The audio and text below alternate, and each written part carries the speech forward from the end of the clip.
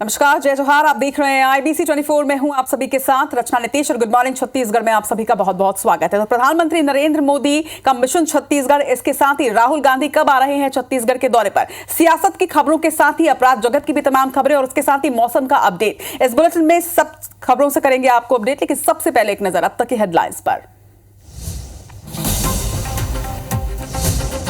प्रधानमंत्री नरेंद्र मोदी के छत्तीसगढ़ दौरे का आज दूसरा दिन। आज अंबिकापुर में जनसभा को करेंगे संबोधित। दोपहर में मध्य प्रदेश के लिए होंगे रवाना। 29 अप्रैल को बिलासपुर में होगी राहुल गांधी की सभा। कांग्रेस प्रत्याशियों के पक्ष में करेंगे प्रचार। सभा स्थल का कांग्रेसियों ने किया निरीक्षण।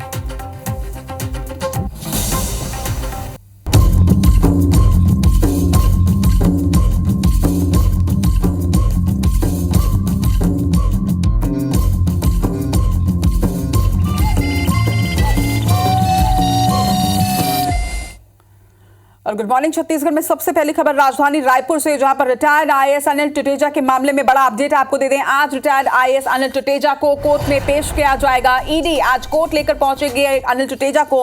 आपको बता दें कि PMLA कोर्ट में आज पेशी होनी है। शराब घोटाला मामले में अनिल टुटेजा गिरफ्तार है। 2 दिन की रिमांड की दी गई थी। वहीं न्यायिक रिमांड में जेल में इस वक्त अनिल टुटेजा है, जिन्हें आज PMLA कोर्ट में पेश किया जाएगा।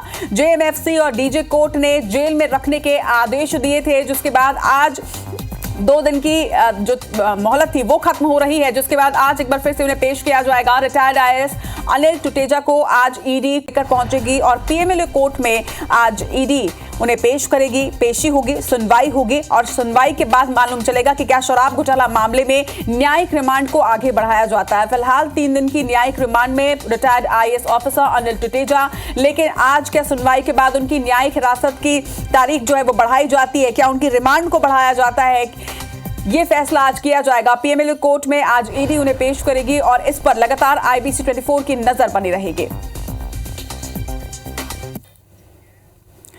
और अब बात करते हैं प्रधानमंत्री नरेंद्र मोदी के मिशन छत्तीसगढ़ की। प्रधानमंत्री नरेंद्र मोदी के छत्तीसगढ़ दौरे का आज दूसरा दिन है और अब से कुछ ही देर के बाद रायगढ़ के लिए वो रवाना हो जाएंगे। आपको बता दें कि मिनट टू मिनट कार्यक्रम की डिटेल जानकारी आप तक पहुंचा रहे हैं। टीवी स्क्रीन पर आप देख पा रहे हैं मिनट टू मिनट कार्यक्रम। सुबह 9:30 बजे रायगढ़ एयरपोर्ट पर वो पहुंचेंगे। 10:30 बजे करीब अंबिकापुर यहां से वो रवाना होकर पहुंचेंगे, जिसके बाद लगभग 10:45 से लेकर 11:25 तक के अंबिकापुर में ही जनसभा को वो संबोधित करने वाले हैं। सुबह लगभग 11:30 बजे अंबिकापुर से रायगढ़ के लिए वो रवानगी उनकी होगी। वहीं दोपहर 12:30 बजे रायगढ़ से जबलपुर के लिए वो रवाना हो जाएंगे। आपको बता दें कि छत्तीसगढ़ के बाद मध्य प्रदेश का भी उनका दौरा है।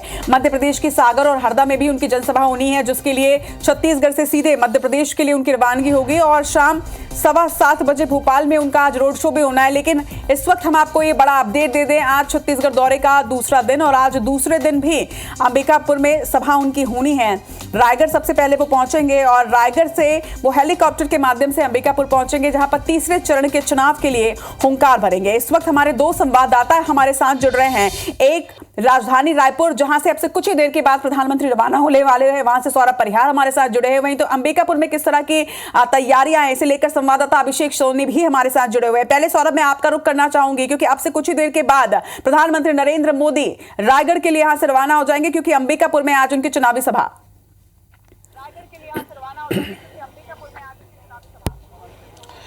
बिल्कुल ठीक कहा रचना आपने। कुछ देर बाद प्रधानमंत्री नरेंद्र मोदी इसी रास्ते से जो है, ये राजभवन है, आप देखिए कि केवल 100 मीटर की दूरी पे राजभवन है और राजभवन से प्रधानमंत्री नरेंद्र मोदी निकलेंगे और इसी रूट से जाएंगे। ये गौरव पथ है, आप देखिए सामने गौरव पथ की जो दोनों जो आने और जाने का सड़क है वो बंद कर दी गई है और यहाँ से जो भगत सिंह चौक से शंकर नगर ओवरब्रिज और ओवरब्रिज से फिर जो है एक्सप्रेसवे, फिर फुंडर चौक और फिर सीधे एयरपोर्ट रवाना जो है वहाँ पहुँचेंगे। और इससे पहले कि आप देखिए पूरी रोड जो है वो बंद कर दी गई है। लगभग 5 मिनट पहले तक जो है यहाँ जो है जो ट्रैफिक का आवागमन था वो पूरी तरीके से देखने को मिल रहा है, लेकिन अब ट्रैफिक जो है रोक दिया गया है। आप देख सकते हैं हलचलें तेज हो गई है। पुलिस के तमाम जो जवान हैं वो भी अलग अलग है। आप देखिए कि एक जवान जो है ऊपर भी आपको दिख रहे होंगे, एक जवान इधर भी देख रहे होंगे। सारे जवानों को जो है ऊपर में भी लगाया गया है ताकि सुरक्षा व्यवस्था जो है पूरी तरीके से दिया जाए। और प्रधानमंत्री नरेंद्र मोदी, जो हमें जानकारी मिली उसके अनुसार यही है कि प्रधानमंत्री नरेंद्र मोदी ने आज जो है कुछ देर पहले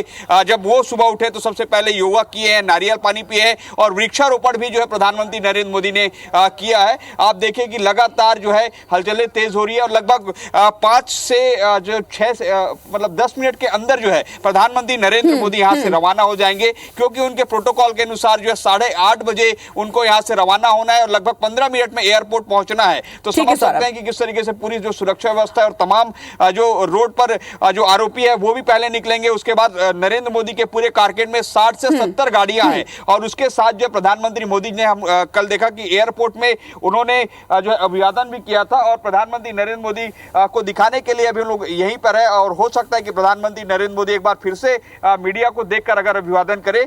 लेकिन जो है पूरे बता दें कि आज प्रधानमंत्री मोदी सरगुजा में सभा को संबोधित करेंगे। कल उन्होंने 2 जगह सभा को संबोधित किया था और इस दौरान प्रधानमंत्री मोदी ने मोदी की गारंटी और विपक्ष के तमाम नेताओं बिल्कुल लगातार अलग अलग जगहों में चुनावी सभा करते हुए चुनावी हुंकार भर रहे हैं। कल उन्होंने कांग्रेस पर भी जमकर निशाना साधा है। सौरभ, लगातार आप बने रहिएगा, आपके कैमरे की नजर बनी हुई है, हम देख पा रहे हैं उस जगह पर जहां से वो काफिला निकलने वाला है और हो सकता है कि उस काफिले की पहली तस्वीर भी हम दिखाएं। लगातार आपसे अपडेट लेते रहेंगे, आप लगातार बने रहिएगा। लेकिन इस वक्त अंबिकापुर का भी रुख कर लेते हैं। अभिषेक हमारे साथ हैं। अभिषेक, देखिए आपसे कुछ ही क्षणों के बाद यहां से काफिला रवाना हो जाएगा उस जगह के लिए जिस जगह पर आप मौजूद हैं और जिस जगह पर तीसरे चरण के लिए आज प्रधानमंत्री नरेंद्र मोदी हुंकार भरने वाले। Hello my district. अभिषेक, निश्चित रूप से पूरी तैयारी यहाँ पर कर ली गई है। पीजी कॉलेज का वो मैदान है जहाँ पर प्रधानमंत्री नरेंद्र मोदी पहुँचेंगे और यहाँ पर आम सभा को संबोधित करेंगे। सबसे खास बात ये कि सरगुजा संभाग के सभी बीजेपी के कार्यकर्ताओं को यहाँ पर आमंत्रित किया गया है, घर घर जाकर आमंत्रण दिया गया है और एक तरह से पीएम नरेंद्र मोदी की सभा को विशाल बनाने के लिए, ऐतिहासिक बनाने के लिए तमाम तैयारियां कर ली गई हैं। ये वो सभा स्थल है जहाँ पर नरेंद्र मोदी पहुँचेंगे और निश्चित रूप से कहा जा सकता है कि न सिर्फ चुनाव की कैंपेनिंग को वो संबोधित करेंगे, जो प्रत्याशी हैं उनके लिए वोट की अपील करेंगे, बल्कि जिस तरह से उन्होंने कल कांग्रेस पर सीधा हमला बोला था और लगातार आरोप लगाए थे कांग्रेस पर, तो यहाँ भी यही उम्मीद जताई जा रही है कि प्रधानमंत्री जी यहाँ पर पहुंचेंगे तो हमला करेंगे कांग्रेस पर और एक तरह से भाजपा की योजनाओं को किस तरह से क्रियान्वित कर चुकी है, जो घोषणाएं भाजपा ने की है उसको कैसे पूरा किया है और जो वर्तमान जो चुनाव हो रहा है उसमें किस तरह से घोषणाएं की गई हैं उसको किस तरह से इंप्लीमेंट किया जाएगा, इसको लेकर बातचीत होगी। तो कहा जा सकता है कि पूरी तैयारी कर ली गई है और सरगुजा वो जगह है जब 2014 में नरेंद्र मोदी यहाँ पर पहुंचे हुए थे तब वो प्रधानमंत्री नहीं थे। ऐसे में यहाँ पर लाल किला बनाया गया था और लाल किला से संबोधित किया था नरेंद्र मोदी ने और चुनाव के बाद वो प्रधानमंत्री बने थे। तो उसी तरीके से कुछ इस बार भी तैयारी की गई है। भाजपा के तमाम कार्यकर्ताओं ने लगातार निरीक्षण किया है, तभी सभी कार्यकर्ताओं को यहाँ पर आने के लिए आमंत्रित किया है ताकि ज्यादा से ज्यादा भीड़ जुटाई जा सके। और जिस तरह से प्रधानमंत्री नरेंद्र मोदी सभा को संबोधित करते हैं तो एक बात वो जरूर कहते हैं कि उनके जो जय जोहार को, जय श्री राम के नारे को वो घर घर तक पहुंचाएंगे, उनके कार्यकर्ता हैं। तो से एक जवाबदारी नरेंद्र कार्यकर्ताओं को पार का नारा लेकर भाजपा इस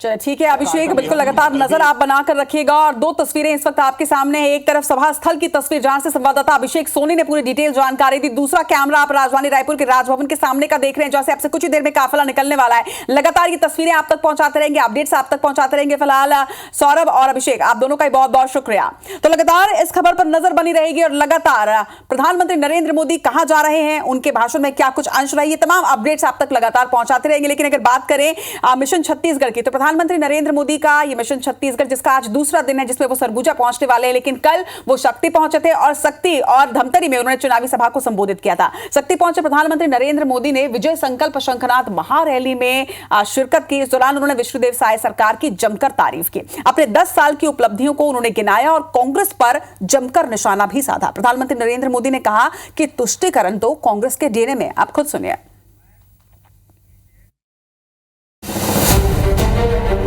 जम्मो संगवारी मल्ला मोर जय जोहार,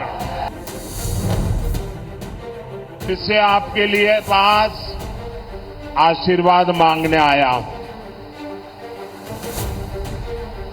तीसरी बार भाजपा सरकार के लिए आपके भरपूर आशीर्वाद लेने के लिए मैं आपके पास आया हूं। हमारे नए मुख्यमंत्री भाई विष्णुदेव साय जी और उनकी पूरी टीम ने आते ही कमाल कर दिया। 2 साल का बाकी बकाया जो था ना, वो भी आपके चरणों में सुपुर्द कर दिया। रिकॉर्ड एमएसपी पर प्रति एकड़ रिकॉर्ड खरीदी भी की गई है।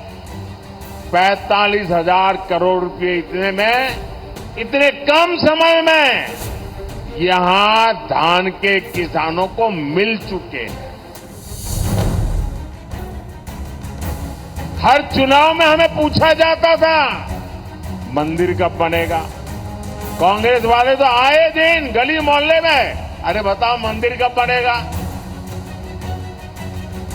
और नारा देते थे मंदिर वहीं बनाएंगे, तारीख नहीं बताएंगे। हमने उन्हें तारीख भी बताई, समय भी बताया, निमंत्रण भी भेजा, और उन्होंने प्राण प्रतिष्ठा के कार्यक्रम का निमंत्रण ठुकरा दिया। धर्म के नाम पर देश को बांटने वाली कांग्रेस आजादी के बाद भी पहले दिन से तुष्टीकरण में लगी हुई थी। कांग्रेस को देश के एक बड़े हिस्से ने नकार दिया है, इसलिए वो देश में ही ऐसे टापू बनाना चाहती है। आज गोवा में संविधान को नकार रहे हैं, कल पूरे देश में बाबा साहब आंबेडकर के संविधान को नकारने का पाप करेंगे लोग। कांग्रेस के पास ना देश के लिए कोई विजन है और ना ही गरीब कल्याण की उसे एबीसीडी आती है।